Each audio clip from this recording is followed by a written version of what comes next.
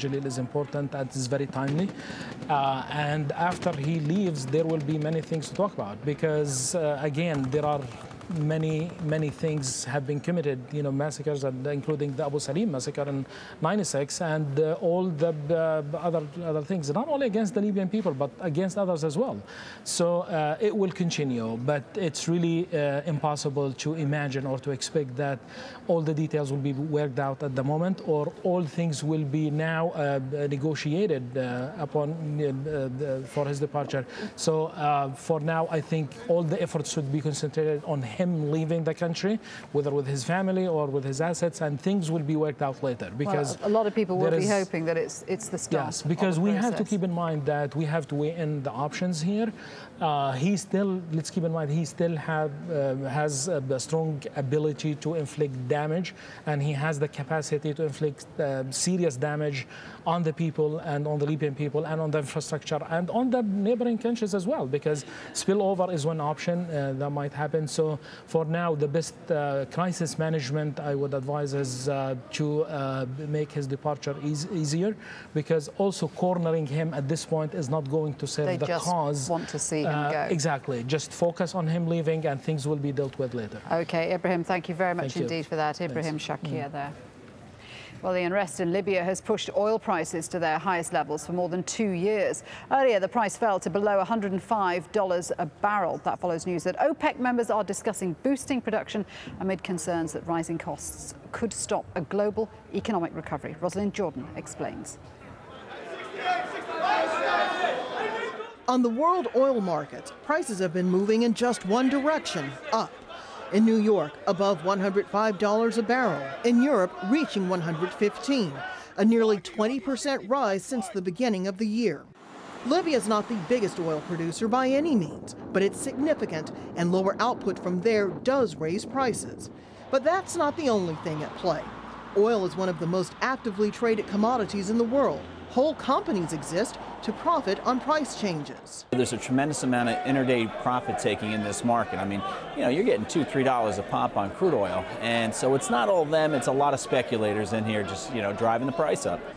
But while traders profit, consumers in the U.S. and elsewhere pay more for fuel. That means less money for clothing and food. And with their fuel bills on the rise, companies are charging more for those goods. Then there's the impact on the economic recovery. Cutting back now in the United States, both on consumer demand and on investment demand, in the sense that these are factories and companies we're talking about, company demand, will slow down the recovery.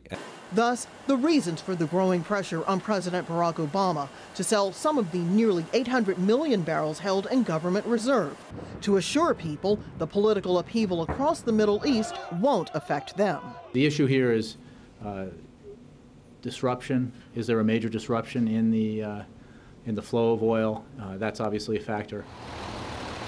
Other reasons why oil is expensive: increasing demand from China and India. But perhaps the single biggest factor affecting prices is fear.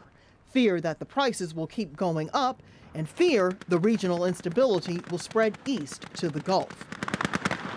Rosalind Jordan, AlJazeera, Washington.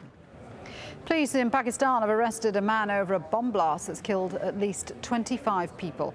The explosion in the eastern city of Faisalabad happened at a gas station in a neighborhood full of government buildings. About 100 people were injured. Officials say the man may also have been involved in a 2009 attack on the Sri Lankan cricket team. Kamal Haider has the latest from the Pakistan capital, Islamabad. A deadly attack at a gas station, this time, of course, with new tactics. The explosive-laden vehicle was parked inside that gas filling station.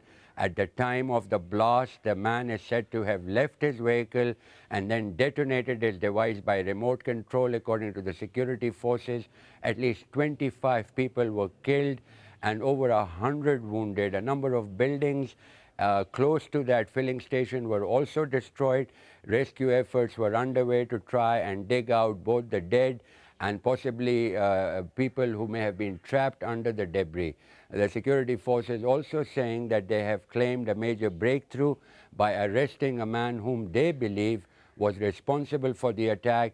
He's also been implicated in the attack on the Sri Lankan team in the city of Lahore earlier. Police in Scotland say they've arrested a 30-year-old man in connection with a suicide bombing in Sweden. Taimur Abdul Wahab, a Swedish national of Middle Eastern descent, was killed in December when his bomb went off prematurely.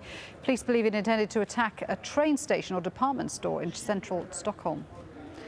A Paris judge has delayed the corruption trial of former French President Jacques Chirac. The charges date back to his time as mayor of the city.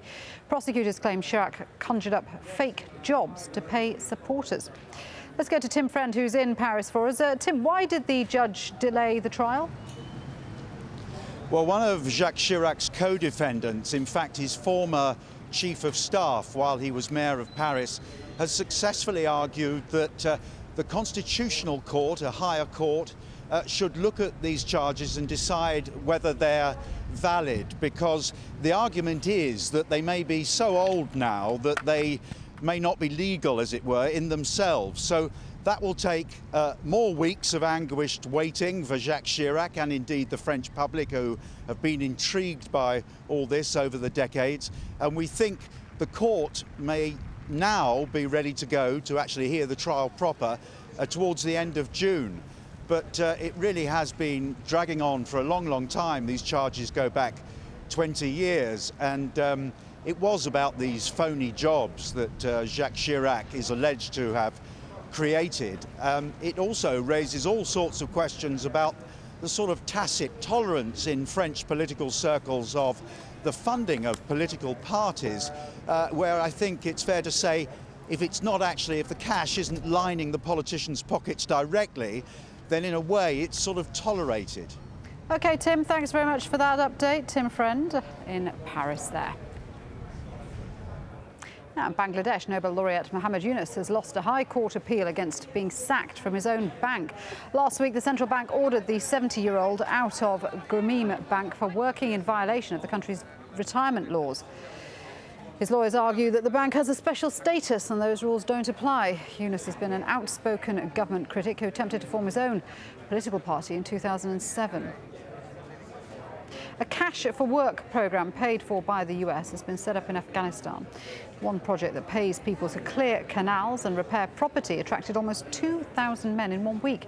There are concerns over exactly who is benefiting. AlJazeera's Sue Turton has this exclusive report from Zaray district. Buying their way into the Taliban heartland, a US programme in the district of Zaray in Kandahar that pays local people to work. Clearing canals or fixing up bombed buildings can earn them $40 a week. It's proved hugely popular. Over 1,500 workers turned up last week from all walks of life. We're not naive enough to think that there are no Taliban working for us. In an area where the Taliban was born and really came to power, frankly, of 1,400 people, there are going to be some that are Taliban. And that's okay, because as long as they're here to help us rebuild and they're not causing problems, planting IEDs, shooting at us, then we're okay with that. But even with some Taliban working amongst them, joining this American project is a risky business.